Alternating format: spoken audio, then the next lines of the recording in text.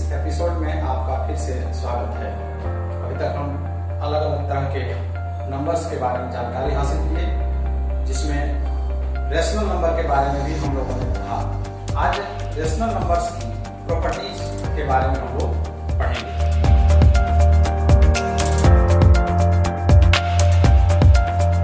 Rational number किसे कहते हैं ये तो आप जान चुके हैं, तो इसकी प्रॉपर्टीज क्या क्या हैं, उन सभी प्रॉपर्टीज पर हम एक एक करके चर्चा करते हैं। सबसे पहला जो प्रॉपर्टी है वह है क्लोजर प्रॉपर्टी। क्लोजर प्रॉपर्टी क्या है? इसमें गणित के जितने भी ऑपरेशंस हैं, जैसे plus, addition, subtraction, minus, multiplication और डिवीजन, इन सब पे रेशनल नंबर का क्या प्रॉपर्टीज है, इन सब चीजों पर चर्चा करते हैं। तो आइए सबसे पहले हम एडिशन पर चर्चा करते हैं, योग पर चर्चा करते हैं। क्लोजर प्रॉपर्टी कहता है कि sum of two rational numbers is always rational number, यानी दो रेशनल नंबर को अगर आप जोड़ते हैं तो उसका जो रिजल्ट होगा वह भी रेशनल नंबर्स होगा, यानी rational numbers are closed under addition. जैसे उदाहरण के तौर पे मैंने लिया है कि if a by b and c by d are rational numbers, then a by b plus c by d will also be a rational number। यानी दो रेशनल नंबर्स हम लिए हैं और इन दोनों को अगर जोड़ेंगे तो वह भी रेशनल नंबर होगा। जैसे उदाहरण के तौर पे मैंने a by b equal to 2/3 मान लिया और c by d equal to 5/4 मान लिया। अब ये दोनों को जोड़ करते हैं, a by b plus c by d कितना होगा? 2/3 प्लस 5/4। अब इसको सिंप्लीफाई करेंगे, जोड़ेंगे तो ये दोनों का एलसीएम लेंगे, कितना होगा? 12। अब 3 से 12 को डिवाइड करेंगे, 3 4 जा 12, 4 आएगा, 4 से 2 को मल्टीप्लाई किए तो कितना आया? 8। उसी तरह से 4 से इसको डिवाइड करेंगे 3 और 3 5 जा कितना होगा? 15। अब दोनों को जोड़ते हैं तो कितना आ रहा है? 23/12। अब देखिए 23/12 भी p/q का फॉर्म में है, यानी वह भी रेशनल नंबर है। इसका मतलब ये हुआ कि रेशनल नंबर जो होंगे उनको अगर दो रेशनल नंबर्स को जोड़ते हैं तो उनका रिजल्ट भी रेशनल नंबर होगा। जोड़ के बाद अब सब्ट्रैक्शन पे आते हैं, डिफरेंस पे आते हैं। अगर दो रेशनल नंबर्स हैं और एक रेशनल नंबर से दूसरे रेशनल नंबर को या दूसरे से पहले को घटाते हैं तो भी जो रिजल्ट होगा वह भी रेशनल नंबर ही होगा। It means difference of two rational numbers is always rational number, that is the rational numbers are closed under subtraction. जैसे फिर एग्जांपल के तौर पे मैंने यहां लिया है, if a by b and c by d are rational numbers, then a by b minus c by d or c by d minus a by b will also be a rational number। अब जैसे मान लिए a by b को हम 3/4 यहां मान लिए हैं और c by d को 2/5 मान लिए। अब ये दोनों का डिफरेंस निकालते हैं, a by b minus c by d। तो a by b कितना था? 3/4 minus c by d 2/5 है। अब ये दोनों का एलसीएम लेंगे, 20 आएगा। फिर जिस तरह से एडिशन किए थे उसी तरह से यहाँ सब्ट्रैक्शन करेंगे तो हमारा रिजल्ट क्या आ रहा है? 7/20। ये भी p/q का फॉर्म है, यानी यह भी रेशनल नंबर है। यदि हम उलट करके माइनस करते हैं c by d minus a by b तो क्या होगा?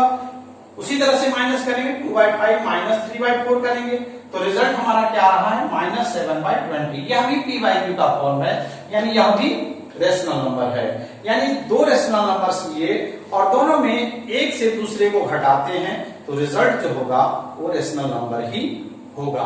क्लोजर प्रॉपर्टी में अब आते हैं मल्टीप्लिकेशन पर। दो रेशनल नंबर्स हैं और दोनों को अगर मल्टीप्लाई करते हैं तो उनका रिजल्ट भी रेशनल नंबर ही होगा। It means product of two rational number is always rational number, that is the rational numbers are closed under multiplication.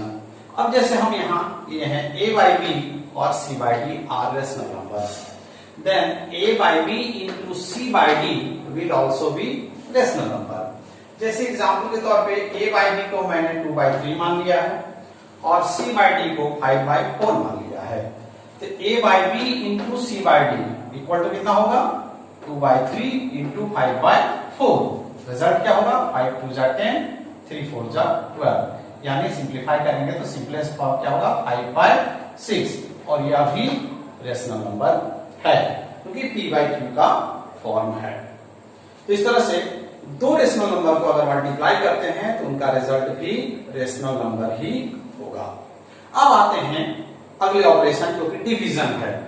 तो division of two rational number is also rational number, यानी rational numbers are closed under division. लेकिन एक बात यहां हमेशा ध्यान रखना है कि Q कभी जीरो नहीं होना चाहिए, यानी डिवाइजर कभी भी जीरो नहीं होना चाहिए। क्योंकि आप जानते हैं कि जब किसी भी नंबर को शून्य से जीरो से डिवाइड करते हैं तो उसका रिजल्ट क्या होता है, नॉट डिफाइंड होता है। तो इन दैट केस अगर Q आप जीरो लिख देते हैं तो उस केस में तो रिजल्ट नॉट डिफाइंड हो जाएगा। इसलिए हमेशा ध्यान रखना है कि रेशनल नंबर के डिवीजन में Q कभी जीरो नहीं होता है। यानी अगर हम A बाई बी और C बाई डी दो ठो रेशनल नंबर लेते हैं तो A by B divided by C by D या C by D divided by A by B will also be rational number. अब उदाहरण के तौर पे देखिए, A बाई बी को हमने 3/4 मान लिया, C बाई डी को 2/5 मान लिए हैं।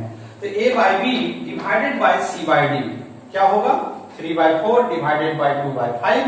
सिंप्लीफाई करेंगे तो क्या होगा, 3/4 इंटू 5/2, रिजल्ट क्या हो गया 15/8। और 15/8 P/Q का फॉर्म है, यानी वह भी रेशनल नंबर है। अगर हम उल्टा डिवीजन करते हैं C by D divided by A by B तो क्या होगा 2/5 डिवाइडेड बाई 3/4, यानी सिंप्लीफाई करेंगे तो क्या होगा 2/5 इंटू 4/3 और रिजल्ट क्या होगा 8/15। यह भी P/Q का फॉर्म है। लेकिन मैं फिर से रिमाइंड कर देता हूं, यहां Q यानी डिवाइजर कभी भी जीरो नहीं होना चाहिए। इस तरह से हम लोगों ने देखा क्लोजर प्रॉपर्टी रेशनल नंबर का कि दो रेशनल नंबर को अगर हम जोड़ते हैं तो रिजल्ट रेशनल नंबर आता है, दो रेशनल नंबर का डिफरेंस निकालते हैं तो रिजल्ट रेशनल नंबर आता है, दो रेशनल नंबर्स को मल्टीप्लाई करते हैं तो भी रिजल्ट हमारा रेशनल नंबर आता है, और दो रेशनल नंबर्स में एक रेशनल नंबर से दूसरे को डिवाइड करते हैं तो भी हमारा रिजल्ट रेशनल नंबर ही आता है। यानी rational numbers are closed under addition, subtraction, multiplication and division. लेकिन डिवीजन में एक बार फिर मैं आपको रिमाइंड कर देता हूं, डिवाइजर कभी भी जीरो नहीं होना चाहिए।